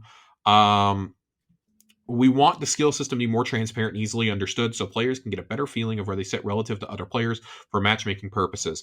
Comp point gains should feel like they make sense, and the ladder you climb should be more easily understood. So we're going to move back to a system where player performance in match has more of a direct impact on how much you gain or lose. Winning and losing will always be the biggest factor, but your performance can help give you a boost upwards or offset a close loss, and each player should be able to easily understand why they earned the amount they did. Speaking of comp, we also want to improve collisions gameplay and investigate ways to make the matches feel fair and make the game mechanics more predictable. Examples include making it so contesting a zone flips at neutral so neither team gains points if both teams are inside it, making zone rotations less random by preventing next zone from spawning next to the active zone, experimenting with different timings for the zone moving. We're also going to add a variant of collision to private matches and Crucible labs for players to experiment with, where the zone takes much longer to capture and awards a single point, then rotates once it's been capped. I cannot speak to comp. I do not play comp. I do not touch it. I think I've played like a total of maybe 10 comp matches ever. Mm-hmm. It is something that holds no value to me whatsoever. I say that knowing that I need to go get the I believe it's an auto rifle out of it. Whatever the current weapon is, like, I know I need to go get it. I just haven't done it yet. Yeah. And it would behoove me to go do it sooner rather than later. But I just haven't done it because the comp playlist is nothing to me. Right. So adding weapons was the first, that's the first way to do it. But yeah.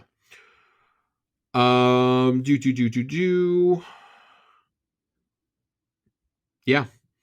I don't think there is anything else. There's nothing else here. That's literally the end of the Schwab. It's not even joking. That's literally the end of the Schwab. That is a lot. That is a lot of updates that we got this week. Yeah. And a lot of it is stuff for the future. Yeah. Which is fine. Mm-hmm. We're at that point in the episode where you have to do that. Yeah. So. Yeah. It's just PvP, man. I don't even know what to say anymore sometimes. Fingers crossed, I guess. That's all Fingers crossed. I don't think that I'm ready to sound the alarm on. I just spent 20 minutes complaining about trials. I don't think I'm really ready to sound the alarm on this update yet. Again, I'm always a proponent of let's see how it plays out in game before we freak out too badly. But I just don't see any positive coming from this. And I mean, you say you want Iron Banner to be more casual. I think if you relax the matchmaking, that'll definitely make it more casual. Upping the rewards definitely would make it feel more casual. Mm-hmm. Like, I want to have a more steady cadence of rewards. I mean, while we're at it, can I get some Iron Banner themed ornaments for some of our exotics and maybe make those, Iron Banner pursuits for the season? Maybe put that on the second reset instead of the fucking shaders. Right. Like, the fact I have to go through 2 full resets to get a shader is insane. I'd rather just wait until the next season and try and get it. Yeah. Can we get some new Iron Banner ships? Where's a Trials of Osiris skimmer? Where's a trial skimmer? Where's an Iron Banner skimmer? A comp one? Like there are so many layups you could just have here. Give me an ornament for the exotic class items from those, Yeah. that are attainable only from going flawless, from winning 50 Iron Banner matches in a season. That's insane. Don't actually take that suggestion, Bungie. I'm just throwing things out there. But like in terms of rewards, like the rewards have to get better, and they got to get better fast Mm-hmm. in these playlists, because right now they are so ridiculously unrewarding. It's not even funny. Yeah. Yeah. No, you're absolutely correct. That's where I'm at, and I don't want it to sound like, oh my god, he fucking hates Bungie. Like, no, it's just I recognize how hard it's going to be to do any of the stuff I just listed off with 40% of your workforce gone. I fucking get that. Yeah. Because that's 40% of Bungie as a whole. That's not 40% of the Destiny team. That's 40% of Bungie as a whole. Like, you got to remember, there's still at Bungie, there's still a full on marathon team. There's still people who work in, marketing and comms, barely.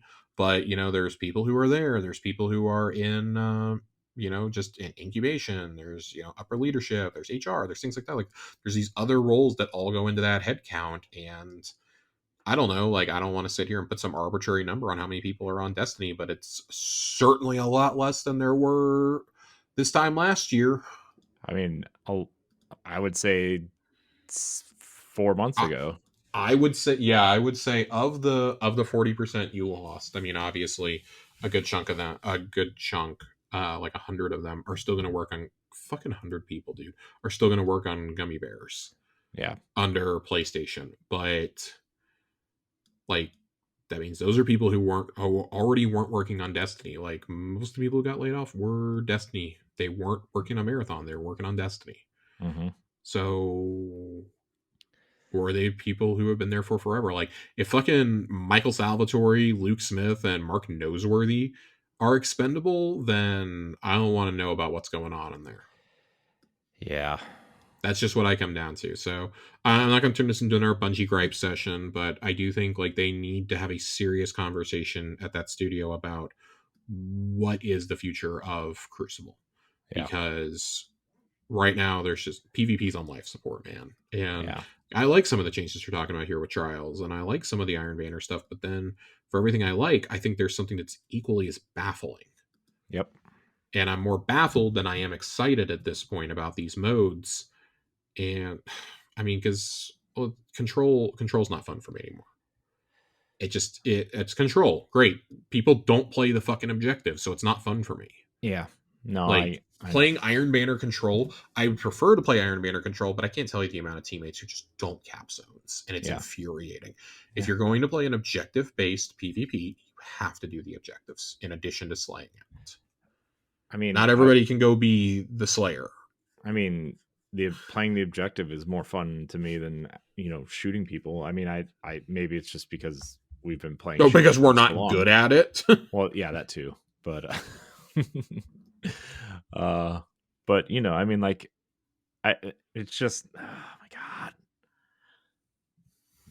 Sorry, I'm complaining now. No, I think we're both at that point where we're just kind of like complaining in a circle. Yeah, and I don't mean to be. It's happening. It's not great. We do have a couple of questions tonight because we did so much, so much reading. I am still dealing from some tooth pain, specifically like towards the back of my jaw, which I'm hopefully getting alleviated tomorrow. With that, it makes it really hard for me to talk for long periods without being in pain. So we're going to do questions and then get out of here tonight. Yep. We are going to skip Lore Corner. I hate doing it, but hopefully we can come back with Lore Corner next week, provided that everything works out for me tonight or tomorrow. We already took care of Ronnie and Saints comments and questions, so we got a couple questions from Panda. I know we hate talking about crossovers, but I ask this: if Activision was still part of running Destiny, do you think crossovers would be better like they are in COD, or the same as we have now? The crossovers in COD suck. Yeah. They suck. I'm sorry. Nothing about throwing Cheech and Chong in Call of Duty. Come yeah, on. Cheech and Chong being in Call, Devin Booker being in Call of Duty. I think that's like, I can think that's lame, but I know that skin sold like hotcakes. Um, they just did a whole WWE themed season essentially. Yeah. Like, again, cool. Like, that's again, that plays to a very specific crowd that plays Call of Duty, but like, Michael Myers is in the past this season. We had Rick Grimes in the past earlier. Last year we had an entire Spawn themed pass, including 3 variations of Spawn and like 6 other characters from the series, which I thought was absurd. Right. Now, I got that pass because I like Spawn and I love Keith David, but like Snoop Dogg was one of the ones in the in the pass earlier this year. Like, I just You know, I like a little don't Snoop de Loop in your Call of Duty there, Josh? dude, like fucking Alucard is in it from Hellsing. You have who's in it right now? I just said Michael Myers. Um I'll put it this way, Call of Duty is trying really hard to appeal to the Fortnite crowd, and I Yeah. don't like it. Like, I fucking hate the crossovers in Destiny, but I will take them any day over the ones in Call of Duty. I mean, come on. Snoop Dogg versus Nicki Minaj on Jesus Christ. on 21 the Savage. 21 Savage, man. on the 800th version of Nuketown. Excuse me, we did not have Nuketown in this Call of Duty. We did, however, have like 6 variations of Shipment. Oh, well, Um, sorry. yeah, so God, Corey, wrong Call of Duty subfamily. Sorry. Um, with the I'm not even second a real season of The gamer. Last of Us on the horizon, how do you think they're going to handle the big change that happens in the second game in the show? By putting it on television? I don't know. I didn't play the game and I didn't watch first season. So Corey doesn't like The Last of Us. I will not play The Last of Us.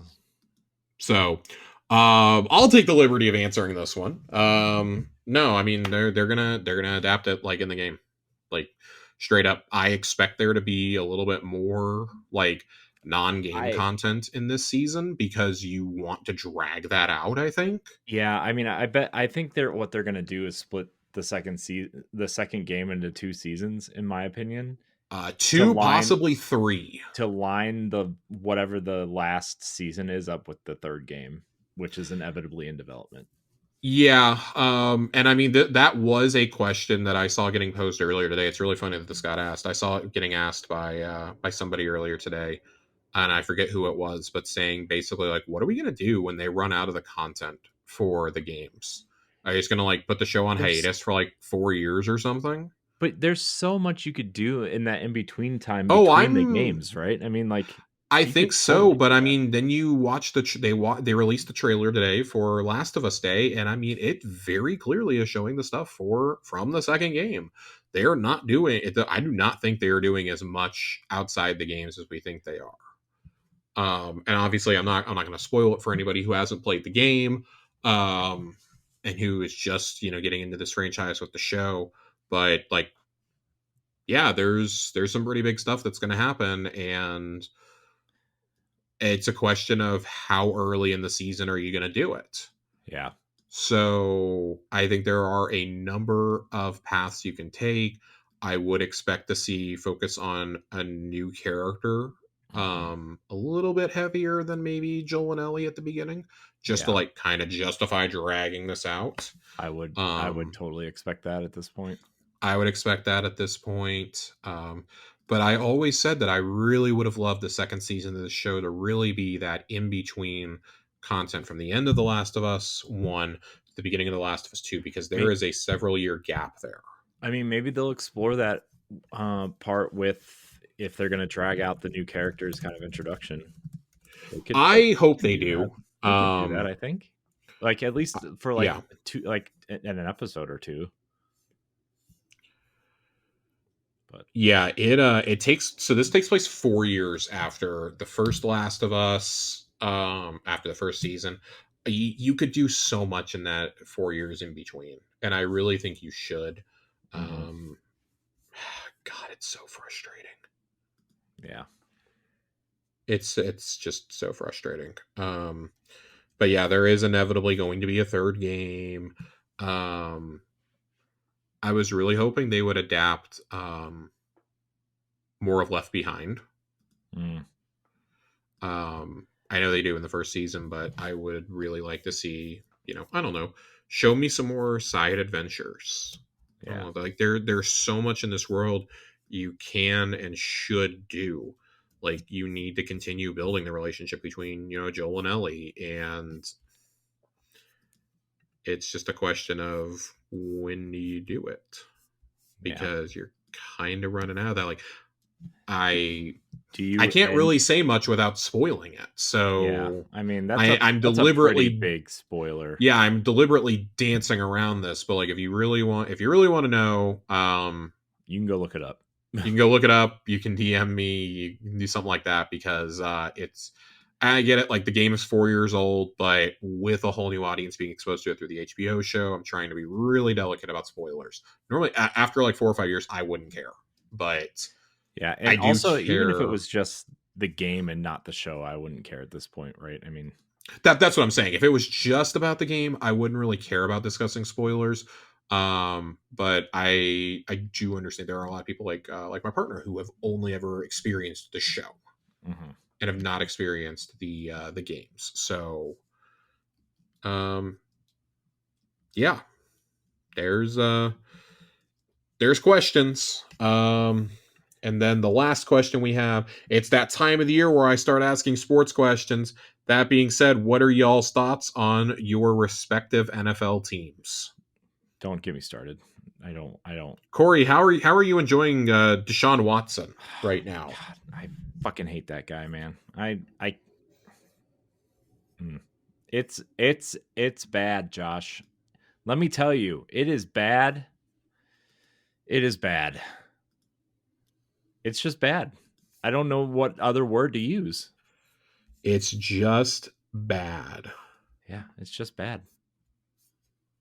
I don't know how else to explain it. I wish he was out of here.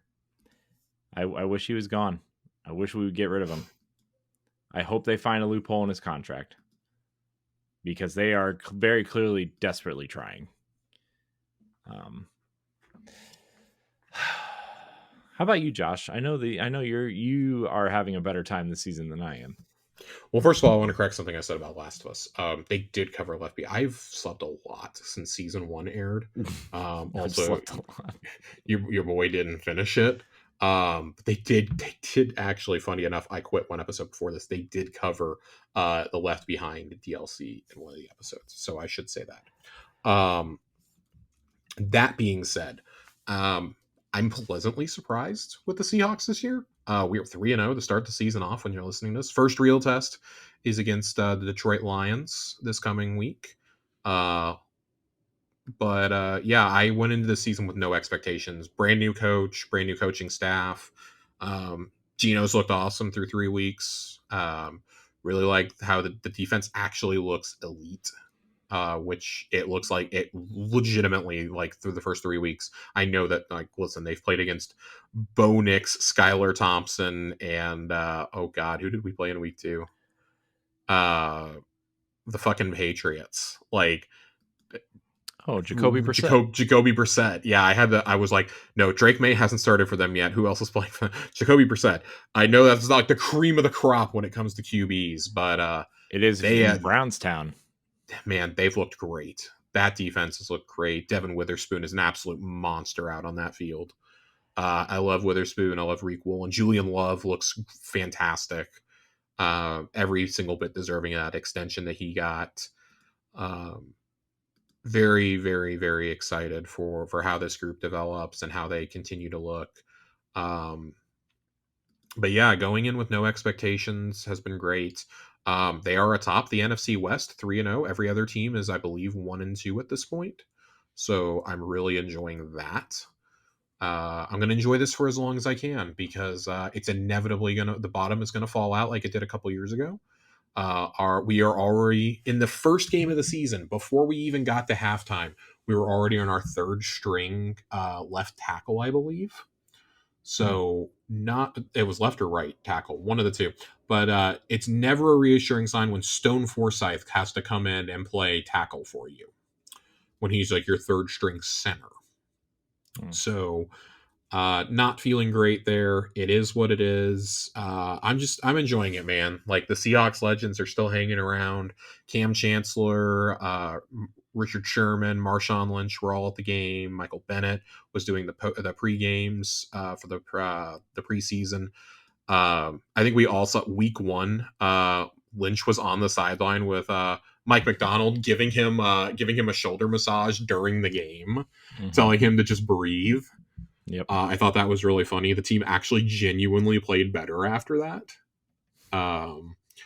But yeah, no, it's fun. I'm less interested in the NFL right now, just because like my team is in a massive rebuilding state. As much as I enjoy watching football, NBA season is starting. Training camp begins in 1 week. It sure does. For my beloved Dallas Mavericks, and I am so excited. The only basketball I have gotten since our devastating finals defeat is the Goran Dragic's farewell game, which I was so desperate for some basketball that I watched Team Luca play in that, which was just abysmal. But I would be lying if I said that seeing him, Jokic, Boban, Dirk, like all Chris Bosh, like everybody there together was really cool. Really, really, really looking forward to NBA season. Klay Thompson is a Maverick. I'm so excited. Yeah, that's genuinely like you can't see it in my face because I'm in pain, but I'm really, really excited for Klay Thompson to be on the Mavs. A little bit bummed that Dennis Smith Jr. or not Dennis Smith Jr. Derek Jones Jr. had to be the price we paid on this one, but yeah, Klay Thompson, man, he is here and he is hooping already. He seems to really like the team. He can't bring his boats to Dallas, Texas, but he has traded them in for a bike. He's been riding around on the bike trails around here, down Katy Trail. So I think that's cool. Just man, I'm really, really excited. I know that the Celtics did all their stuff the other day, and they're playing a game in Greece right now, I think. So they're officially opening up preseason overseas like we did last year. And yeah, Mavs open training camp in Las Vegas next week. I know Corey and I both are looking forward to NBA season. So yes, I'm very much over the Browns already and ready for NBA to start. The Guardians though are in playoffs. So the Rangers are not. The Rangers had the distinction of losing the final game ever played at the Coliseum in Oakland today, which kind of sums up the season in a nutshell, if we're being honest. Yeah. By the way, man, the Guardians can't lose in the first round because they're not in it. They got the bye. I'm happy that the Guardians are actually in the playoffs. Like genuinely, I'm happy that they're in it. They've got the first round bye. I'm really devastated for the A's. Did you see the hat that they sold and it somehow got like through all the necessary approvals? It has A and then it has the apostrophe for the S, but they're like also fading behind it, so it looks like it spells out ass on the hat. Oh, really? Yeah, I'm gonna have to send you a picture of that. I wanted to buy one for posterity because as a kid I loved the Rangers, but I really love the Oakland A's because I would go out to visit my aunt every year in California, and we would drive up from Monterey to go see her friends that lived in Alameda. Alameda is literally down the street from the Coliseum. Alameda Island is. So we would go to cheap ass Oakland A's games in the afternoon and get to sit in the lower bowl for like $10. It was great. I can't tell you the amount of Oakland A's shit that I had as a kid. I loved the A's. Nice. So it's been really bittersweet for me. And not even bittersweet. Bittersweet would mean that there's some element of good to this. It's been downright horrifying to see how that franchise has been treated by its owner. I fucking hate Las Vegas. They're stealing another franchise. It's a damn shame. It's a damn shame that they ended up with both of them and the Raiders. I hate it. I hate it so much. I went through this with the Supersonics and leaving Seattle for fucking Oklahoma when I was younger, and now I'm having to go through this again, and I'm not a fan. So, yeah, it's weird being a fan of two teams in the same division, but yeah, I'll always have love for this. I know this was a football question that morphed into basketball and then into baseball, but Yeah, it's a fucking travesty what's happening. People were stealing seats from the Coliseum and walking out with them, and security was trying to stop them. There were just chants of people telling them let them go. And I was like, Yeah. I want to be like, damn, somebody steal a seat for me. I'll pay to get it delivered to Dallas. I remember when they tore down the municipal stadium in Cleveland, Mm-hmm. Mm-hmm. when they finally decided to build Jacobs Field, and the Browns left. Um, that was a lot of seats being stolen. So Yeah, uh, I would love to have a seat from a stadium, but rest assured, if they ever tear down the old ballpark in Arlington that's across the street from the fucking warehouse that we play in now, I will be going and getting a seat from the 300 section where I've spent many a hot summer afternoon sitting in. many a hot summer. But Corey, I'm going to sit here and wax poetic for forever. My jaw is really hurting. Why don't you say we Yeah. get out of here for the night? Yeah, let's get out of here. I want to thank everybody for watching or listening to this episode of Tower Casuals. You can find us on Fridays on your podcast service of choice and on YouTube. Josh, thank you for your time tonight, as always. Where can we find you? Regrettably, you can still find me on Twitter, Josh_Finn, 2 N's. And as a reminder, starting with the launch of Revenant, we are going to switch to every other week Yeah. in terms of episode drops. I had a few questions about this. I think it was like 2-3 weeks ago. People were asking. We're going to switch starting on that show on the 10th. So you'll get a show week for each act. Week 1, week 3, week 5 is the plan. And on those off weeks, obviously, unless there's holidays, Yeah. you'll get Xbox casuals on those off weeks. Yeah. To And free that'll up a be, night for Corey and I each week. yeah. To spend with family or to do other projects. Yeah. Or work because we're grown ass adults Sometimes. but that is going to be the plan going forward. That will not impact dungeon review will go up Yeah. next weekend. It will go up that weekend, so you'll get an episode on that Friday morning like you always would, and then sometime that weekend when I get a clear and get somebody to sit down and talk dungeon with me, we will come in and drop a dungeon review, hoping that we can talk about contest clear and talk about icebreaker a little bit. I want to be able to use icebreaker a little bit, provided that we get it, in order to be able to give you all a really good comprehensive episode, since we won't be back for 2 weeks after. So we're going to see how this format works. This is because episodes are really fucking weird, but that is the plan right now. Yeah.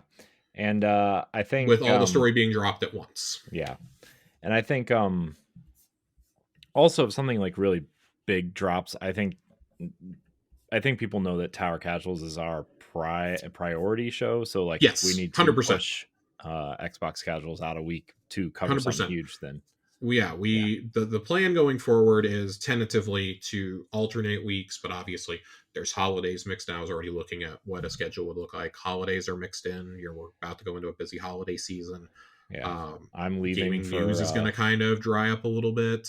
Yeah. And if there happens to be if there's a showcase, or say they do a live stream on an off week, we may come in and give y'all like 30 minutes of discussion, and that's it. We're going to play it by ear, but right now we do feel like with them promising everything being dropped in week 1 story wise, this is the way to go for right now. Yeah. And then we'll always subject to change. Yeah, we'll reassess every couple months and see where the game's at, and if there is enough content to go every week again, then we will make those changes. Yeah, which I mean, we were open with you guys when we got the Frontiers reveal. It's going to be a little weird trying to do a show where you have a big drop like every few months instead of like something every week. Yeah. So that kind of makes it to where like, what do you do for 3 months? Yeah. So. Yeah. And like Josh said, it'll free up a night for us to tackle other things, and we're gonna try to do some cool things surrounding other things. So Yes, and Corey has a wife and family. I have a partner. We would like to be able to spend time with them and not have every single night of the week taken up. nah. Um, that has become an increasingly difficult problem for both of us. Yeah. Corey for all the projects that he has, and for me with just our conflicting work schedules. So Yeah. kind of allows Monday night to be like family night in a lot of ways for us. So yeah. Speaking of family night, Josh, we're gonna have family night this weekend and watch Inside Out 2 ooh, because it's coming to Disney Plus. Very excited. all right. All right. Corey, where can the people find you at? Oh yeah, I forgot. If you want to find me, you can find me at I am Corey HG on them socials. Tower Casuals Fridays. Follow us, rate us, review us, subscribe wherever. I want to thank everybody for watching and or listening. And until next time, we love you. Goodbye.